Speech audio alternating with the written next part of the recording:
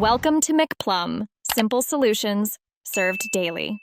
You begin by checking hardware and why it matters. Power on both devices, set the monitor input to VGA, and observe status lights. Then inspect the VGA plug and the PC monitor port for bent or missing pins, dust, or corrosion. These physical issues are the most common causes.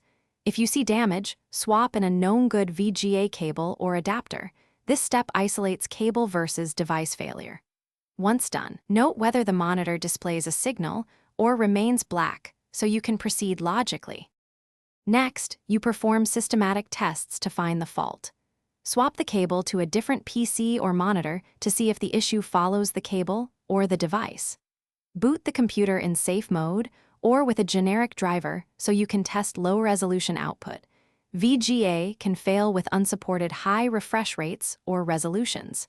Inspect the graphics card output and device manager for driver errors, and make sure the GPU is set to output through the VGA port.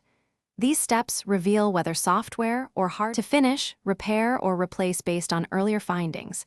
Reseat the cable and tighten thumb screws, or replace the cable if pins were bent or contacts corroded.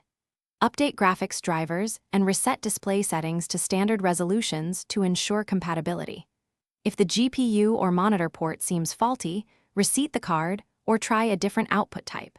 Make sure to verify the fix by rebooting and testing multiple sources. If problems persist, try an HDMI or DVI adapter to confirm whether the VGA port itself is the culprit. Thanks for watching. Stay juicy and subscribe.